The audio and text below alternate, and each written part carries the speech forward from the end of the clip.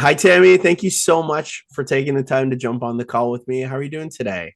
I'm great. I really appreciate this. I'm really looking forward to this experience. You know what? It's always been a pleasure working with you, and I'm looking forward to kind of, shedding some light on what you do in as an appraiser and the processes that you go through, because I think there's a lot of misconceptions. And before we actually get into the nitty gritty about it, tell us a little bit about yourself.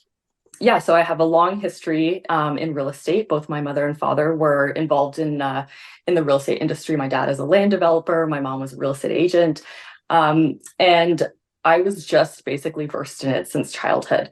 So my family would take me, or my mom and my dad would take me to the office all the time. I was sat at open houses. I was on construction sites continuously.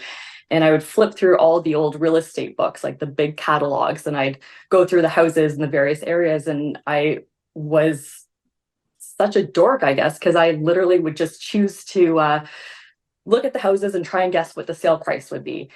I, however, chose to go against what my family was involved in, and I did a university degree, and then I did a master's degree, and I started a career in a service industry, but obtained my real estate license just out of, I guess, sheer guilt for my mom to help her out when she traveled. But real estate wasn't the selling part wasn't for me. I really loved the analytical part, the research, coming up with a value and, I guess the report writing. So I had a family friend that approached me and asked if I would be interested in trying the appraisal end. And I never heard about the appraisal industry before. So I shadowed him and started out in the commercial industrial side, doing industrial buildings, commercial plazas, and I streamlined into the residential work when I guess they had an influx of, like, the volume was insane and they needed help. And I really I ran with that because it just came so naturally to me. And I loved being able to research it. I loved being able to take market and, like, coming up with, what I thought was, the value of a home based on all these other factors and putting that together in a report. So that's how I got here. I think there's a lot of misconceptions in this industry, with mortgage agents, with brokers, realtors, and even homeowners. Can you Yeah. talk a little bit about, like, what are some of the common, misconceptions that, homeowners have when it comes to an actual appraisal? That we killed their deal, basically. Um, when a value is decided upon between, like, a buyer and a seller, that's fact. That value is something that they came up with, and then an appraiser comes in to evaluate the property and have an unbiased opinion of the value of the home. The reason of the appraisal is to protect the lender in a sense of what the value of the home is at that current time. So regardless of the value that came up between the seller and the buyer, there's other factors, whether it's subjective in motivation or other issues that, a typical purchaser wouldn't apply to. So when we come in to do an appraisal, we're looking at comparable sales, factors that attract or detract from the value, and coming up with an unbiased opinion of the value for the lender to lend upon. So that is one of the major things that we hear all the time, is that, why didn't you come up with this value? The value of the home may not necessarily be what the purchase price was. The appraisal is a value based on the research and data completed for lending purposes. So the value is based on the data derived from the market at that time, and essentially taking out the emotional aspect or subjective factors. As in, I am looking for a property and I want to live right here, so I'm going to pay a little bit more than someone who is not willing to pay that, the next purchaser. So you're basically coming up with a typical purchaser value. Yeah, no, that makes sense. That Yeah. makes sense. Okay. And I guess, one of the things that we're seeing is, in the last little while now, things seem to be picking up a little bit in regards to transactions and, listings and things like that. The comparables not, I mean, have you run into situations where you just clearly don't have comparables? Is that a thing? Yes. So, especially in the Niagara region, there's a lot of areas that are rural, smaller populations, or unique areas, and so now every lender has different requirements in the appraisal. So not only are we trying to look at these different variables and factors, we have different requirements for that appraisal depending on who the lender is. So a lot of times we might have to go back historically or expand our geographical boundary, but then that in itself means that there's going to be more adjustments. And a lender wants to see an appraisal with the least amount of adjustments possible, because that is showing that you have a very comparable sale. So we have run into a lot of that lately. We were very lucky during COVID, and who would have known that the industry was going to do this, that comparable sales were, with on the street, and it was 3 sales right there or 4 sales, you had unlimited availability. But now, and I would say probably in the last year, you've seen it's been very difficult to do appraisals. As an appraiser, you're sitting for a longer period of time researching and analyzing to make sure that your comparable is in fact the best comparable for that property, and then having to expand and look at something else. So it's just so much more time consuming because you have so many more factors to look at and analyze and try and figure out what the best one is in such a limited available pool of sales. Mm-hmm. I would say since January, it's started to pick up a little bit, which has made it easier, but it is quite frustrating. And that's where, we bounce off of our teammates and, you did this rural property, like, what are you thinking of this? What do you think of that? So we do talk a lot about, how to come up with the best comparable sales when we are in a limited market. Yeah, for sure. And so walk us through what does the appraisal process look like when you get to a property? Like, what are some of the things that you're looking at? Yeah, so the first part of the appraisal is basically the inspection, and that is the exterior of the property, the entire site, and the interior of the home. So on the exterior side, we are looking at, improvements, whether it's decking, patios, fences, as well as other aspects or like site influences. Is there a hydro line in the back? Is there a lake nearby? Are there parks? What kind of, subdivision are you in? So that is all of those factors influence the exterior aspect of the property, not to mention site size or configuration.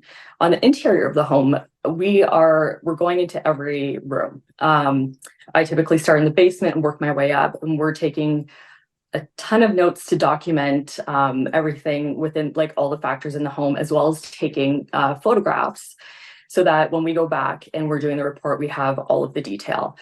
We're looking at, your mechanical equipment. We're looking at the foundation. We're looking for any deferred maintenance or structural issues, as well as all the positive factors, either updates that were completed or different repairs that were done. So when you're going through the home, we're documenting finishes, the quality of the finishes, the number of rooms, the flow of the home. And from there, taking all of those notes back so that we can come up with a report. The report consists of an entire detailed explanation of the site, the home, influences. We're looking at legal descriptions, zoning requirements, neighborhood influences, and doing our due diligence on that part for the home, because the appraisal is based on the highest and best use and the legal use of that property. So the report then, and this is where it's paper heavy, is once we're in the middle of the report, the biggest, the beefiest part is coming up with the comparable sales. So that's when we're doing our research and our analysis of the comparable sales and looking at different properties that have sold as well. I'll look at listings, because when, we just talked about there being limited sales, we're looking at listings and saying, okay, well, how long has this been listed for? Like, what's going on in the neighborhood that it's sitting for so long? The list price is here. So where do you feel that value should really be? So the research end of it is definitely the heaviest part. And being on top of market data and what's trending right now with sale prices and everything. Yeah, no, for sure. And well, Yeah. it's a good thing you love the data aspect of the job, eh? It's funny because like I get told all the time I write these dissertations on like properties because that's probably why I went to school for so long, because I literally love researching and like just like obtaining all that data and like trying to compile it together. That's awesome. So let's Yeah. let's talk about, look, so in this response, let's think about the homeowner that's planning on doing renovations, whether it's, to get the house ready to sell, or maybe it's just to add some real value to the property. So comparables aside, what kind of suggestions would you have to somebody that's looking to invest some money into their property to renovate it? Let's say, like, I'm in Newmarket. Let's say the houses here are built in, the late 80s, mid 80s on my street. Someone wants to add some value to it. What are they doing? What do you recommend they do to add some real value to their property? Yeah, I think the most simplest thing you can do is just keeping up with deferred maintenance. I'll go into a lot of properties and there's bashed walls or holes in walls and like cracks in flooring or ripples in carpet. I think really the first big thing that you can do, and probably the simplest, is just the upkeep and repair of the home, because that essentially really does detract from the value of the dwelling. When you're looking at doing upgrades and renovations, flow is a big part of a dwelling. I mean, a typical purchaser walks in and they want, right, an open concept kitchen and living room. But you also have to take into account that, that is a costly renovation. And what are you doing? Are you eliminating rooms? Are you adding to it? So if I'm doing a renovation where I'm opening up a dining room and kitchen, that is going to create a better flow, and I'm not detracting from the specific rooms. If I was taking a master bedroom, or sorry, two bedrooms, and making a master bedroom with ensuite, and it's a 2-bedroom home, now I've eliminated a bedroom from that dwelling. So it's really being aware of what you're doing to the dwelling as well. As far as, people ask all the time, well, how about furnaces and central air and the kind of the meatier parts of the home? I feel like that's really expected, that you're going to purchase a home and that kind of equipment is maintained or updated and functioning properly. So you're not really going to get a lot of value out of that. That's just the cost of owning a home. Fresh paint, that's another really big or positive factor. In a kitchen, you can really refresh a kitchen by just adding like new faucets and hardware to the cabinets, or just refinishing cabinets, repainting them, and not having to go into a big expense. And if you're looking to do a complete overhaul in your kitchen, it's just looking at finishes and materials that are not over the top. Like, you can put an over improvement in, which is great if you're going to live there and that's what you want. But if you're looking to add value to your home, really looking at cost effective, what's going to update your home in a kitchen, countertops, maybe just refacing your cabinets, or putting, quartz finish on your countertops is great, because everyone wants kind of that higher end finish, but you don't have to go over the top in the sense of imported products or finishes that really aren't going to give you the value back. Mm-hmm. So is that one of the areas that you would say, I would say, like, there's some waste in regards to the amount of money they put in from what they get on the return on that investment, would be like those high end products, especially if they're thinking of selling the house? I think when it comes to resale, if you're doing something specifically to increase the value of your home, then you do have to look at the cost effective relation to that.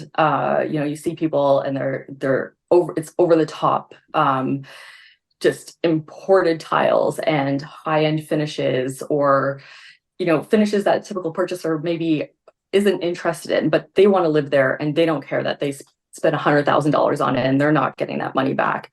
But overall finishes, you can do a really, really nice renovation and get the value back when you're using products that Well, I mean, we're actually seeing, like you see all the time now, like I'll go into a home and I actually am touching the flooring constantly because I don't know what type of vinyl it is. There's Right. luxury vinyl, there's this, and it looks just like hardwood flooring. So you can get great products without spending the top dollar on it. Yeah. What are your thoughts on? I know it's kind of up for debate from different people that I talked to, but what are your thoughts on like landscaping backyards? Like, is That was that something else.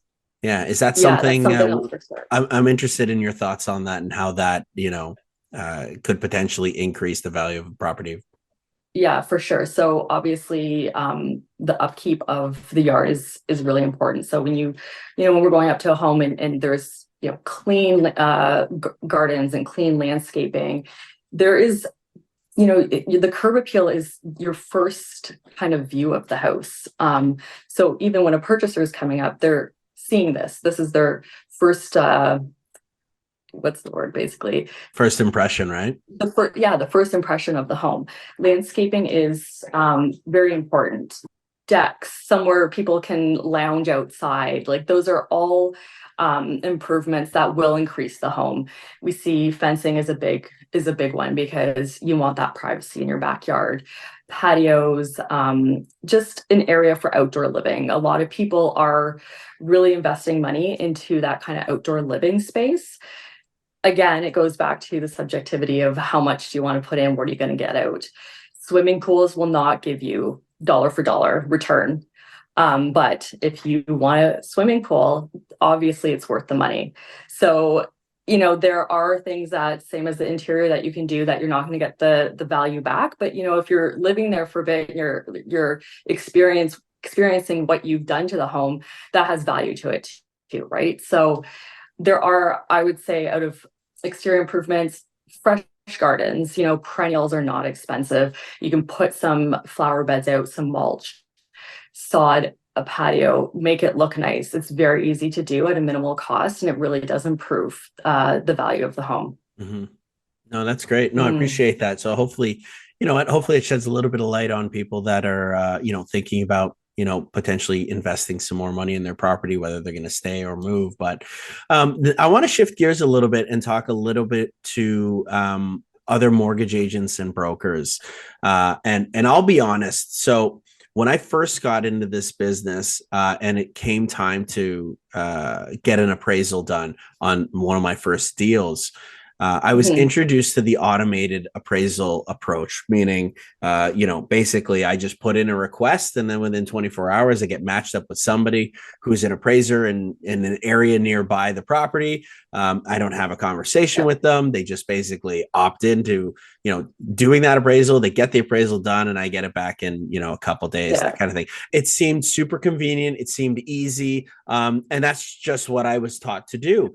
And it wasn't until I started working at Total Mortgage Source with my brother, and Mhm. he helped me understand the value of, you know, a local appraiser like yourself. Now, I have my own beliefs on it now, but I'm interested, talking to other people like myself who maybe use the automated approach. Is there what advice or what advantages would you see there is to working with a local appraiser instead of just doing the automated system? Well, I really appreciate that you said that. I think that you know, there are pros and cons to that system, obviously, but the difference is this: the value of communicating and explaining. I think a lot of people don't understand the appraisal process, like we discussed, and that also is in part by this lack of communication. We really lost that.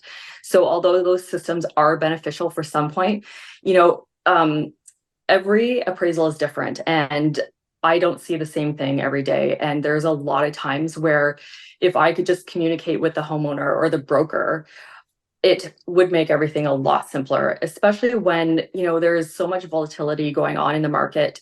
Just being able to speak to you about it and say, like, you know what, the value is not real, like, we're not coming in at this value. What do you want to do at this point? I'm not going to take someone's money if I'm not going to be able to help them out. That is a big thing. That's just something that we provide at Evolve Appraisal Services, because everyone is it's stressful to purchase a house, and real estate investments are huge, and that it's meaningful to people. I really do believe that we've lacked the communication part of it, and that kind of person to person interaction is really huge, especially when you're talking about such big investments. Yeah, and you hit it on the head when you said that, because the communication, being able to pick up the phone and actually have a conversation with you in advance of actually sending a deal in, is again, we're not wasting anybody's time. And I don't know about you, but I'm at the stage in my life where I don't purchase anything or do anything unless I'm going to learn something in the process. And you Yeah. know, having that conversation in advance, during, and after, I leave that process learning something new that's going to Yeah. stay with me. Whereas, what I found in comparison with the other approach is I don't learn anything. I just get a number back. It's either on or it's either, it's either on point or it's low. And that's it. And that's really where the conversation almost ends, because it's turned into something that's so transactional to the point where it is what it is. There's nothing else to talk about. We're done. Yeah, and there's more to it, especially with this. Like I said, these are huge investments. So why are we not explaining to each other, even the lack of information? Because we just get an address and then we go out and we're like, wait a minute, there's no homeowner there to meet us. We have no idea what's going on. So the homeowner is your best information provider, really. So if they're going from the homeowner to you to me, like there's all these individuals in between. So a quick communication really does resolve a lot of issues and makes our job a lot easier too, because we have way more information. We're on a property, like inside a property, for 30 minutes. We don't get all of the information in that time. It is really beneficial for us when we can communicate and find out more information. It only solidifies the appraisal and the value to a better capacity, really. Tammy, thank you so much. I really appreciate the time. I think people are really going to find, homeowners and other people in this industry like myself will hopefully find some real value in this. And I'm going to have all of Tammy's contact information in the show notes, and reach out if you need an appraiser. Thank you so much. I really appreciate this. Awesome. Take care. Bye.